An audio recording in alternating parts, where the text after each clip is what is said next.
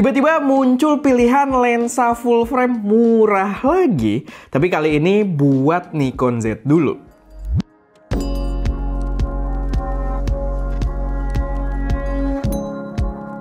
Halo semuanya, selamat datang di channel SM Media dengan gue Erwin, dan pada video kali ini gue pengen unboxing dulu aja. Jadi kalau kalian ngikutin channel ini, kalian pasti tahu ya, belakangan nih banyak banget lensa-lensa murah yang racun, dan sekarang Viltrox tiba-tiba memunculkan dan udah nyampe di kita gitu ya, lensa full frame untuk Nikon Z mount yang harganya juga budget lagi. Jadi kalian bisa lihat ini lensanya udah ada di gua. Tapi lensa ini cukup unik ya, karena biasanya kan untuk full frame-nya itu mereka biasa keluar itu buat Sony dulu. Sekarang tiba-tiba ini keluar buat Nikon Z dulu.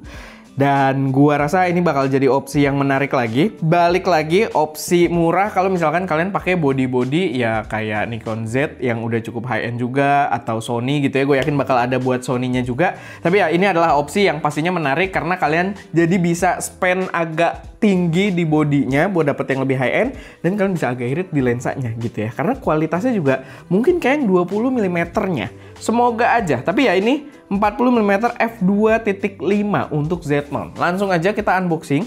Dan kayak yang tadi gue bilang, kita lagi padet banget. Lensa udah nyoba berkali-kali. Kalau kalian cek beberapa video kita ke belakang aja, itu udah isinya lensa mulu gitu ya. Jadi yang kali ini kita belum sempat buat review full. Jadi unboxingnya dulu aja, kita nikmati bersama gitu ya. Buat yang nungguin reviewnya, pastinya jangan lupa buat subscribe kalau belum. Dan ya kita tunggulah gitu ya, karena agak rame banget gitu ya nyampe ke kita.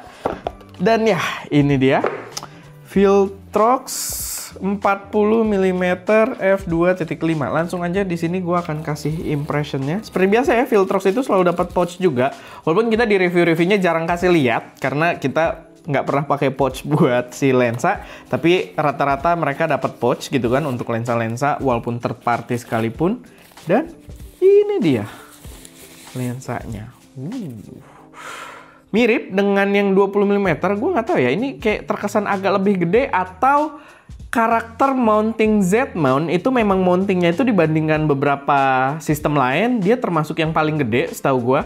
Dan makanya di sisi belakangnya mungkin ini cuma buat Z mount ya. Nggak tahu kalau nanti yang Sony gimana, tapi kayaknya ini cuma buat yang Z mount deh. Dia belakangnya tuh kayak ngegede gitu. Dan ya emang valid kalau kita side by side gitu ya, Sony dan Z mount. Sony itu kan memang jadi satu problem, dia mountingnya itu kecil gitu. Jadi ada limitasi lensa lah yang sering dibahas orang juga, kayak bukaan paling gedenya cuma bisa berapa gitu.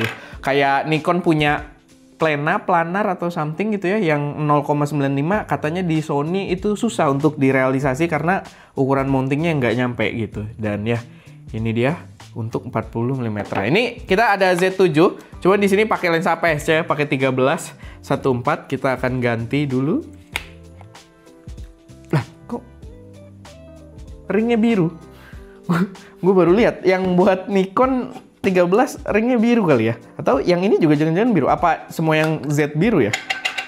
Oh enggak, ini nggak ada ringnya. Ini nggak ada ring water sealing, karena ya balik lagi budget gitu kan, murah. Dan emang karena ukurannya gede ya, dia ngikutin mountingnya, makanya belakangnya tuh jadi gede gitu. Padahal lensanya sendiri sebenarnya nggak terlalu gede. Nah kayak gitu. Oke, ini dia harusnya sih kalau secara ekuivalensi mungkin kalau kita pakai APS-C rasanya tuh kayak sekitar 25 mm gitu ya, yang rasa-rasa netral gitu, nggak yang wide banget, bukan yang tele juga, jelas gitu untuk di full frame 40 mm. Jadi ya mungkin angka-angka yang cukup mid range gitu ya, yang katanya sih gue denger enak juga buat kayak street photography atau semacamnya. Jadi versatile juga, cuman ya nanti kita bakal coba.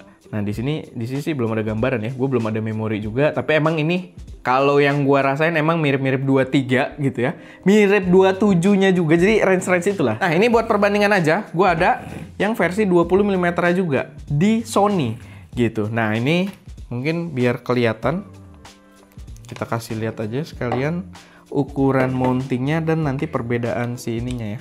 Nah ini dari atasnya juga kelihatan ya, ukurannya nih gede gitu kan, ngikutin mountingnya balik lagi. Jadi kalau si Sony itu emang katanya dia sebenarnya di developnya itu ya buat full frame, cuma dia nggak ada rencana pakai IBIS atau gimana gitu, gue juga lupa. Tapi ya karena Sony juga mountingnya lahir duluan, Sedangkan Nikon Z itu kan lahir udah lama setelah ada si E-mount ini. Nikon Z itu baru lahir dan menyesuaikan kalau ya dibutuhkan ukuran yang gede kayak gini gitu. Jadi ya kelihatan lah gitu perbedaannya.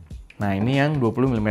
Kita belum tahu kualitasnya, kita baru unboxing juga. Cuma gue sih udah nonton beberapa video yang bahas ya. Kayaknya tetap bagus gitu. Cuman yang gue lihat sih performa kayak di color fringingnya, udah gitu di beberapa poin-poin tertentu itu nggak sebagus si 20-nya yang gue lihat.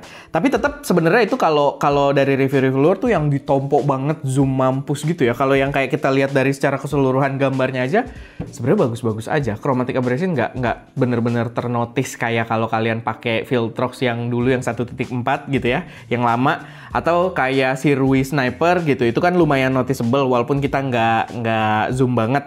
Nah di sini sih yang gue lihat dia tetap ada fringing di kontras tinggi, tapi dia nggak seterlihat itu, nggak seternotis itu. Tapi ya nanti kita bakal tes lagi lebih lanjut. Cuman ya itu sedikit impressionnya, gua rasa lensa yang bakal menarik juga buat kita cobain. Tapi ya buat video kali ini kita cuma unboxing dulu aja. Karena pas video ini tayang sih harusnya lensanya belum launching ya, tapi launchingnya hari ini gitu. Jadi rilisnya di malam ini, jadi ya gua keluarkan dulu videonya. Dan ya tungguin buat kita ngetes dan ngeluarin review fullnya. Tapi ya paling itu aja sih sedikit pembahasan kita. Oh ya gue belum sebut harga ya. Harganya itu di luar 158 US dollar. Jadi mungkin sekitar 2 jutaan juga, kayak si 20 sekitar 2 juta ngarah ke 3 juta gitu. Tapi ya ekspektasi gue sih under 3 juta. Cuman ya harga resminya di Indonesia berapa gue juga belum dengar, belum dapet informasi. Tapi ya paling itu aja. Semoga bermanfaat, semoga bisa jadi referensi, semoga bisa jadi racun lagi buat teman-teman pengguna Nikon Z full frame gitu ya. Dan ya kalau ada koreksi saran atau pertanyaan, atau karena ini baru unboxing, kalau kalian pengen request kita ngetesnya kayak gimana untuk reviewnya, silahkan taruh aja semuanya di kolom komentar. Itu aja, gue Erwin, di belakang kamera Daska, dan jangan lupa untuk berkarya.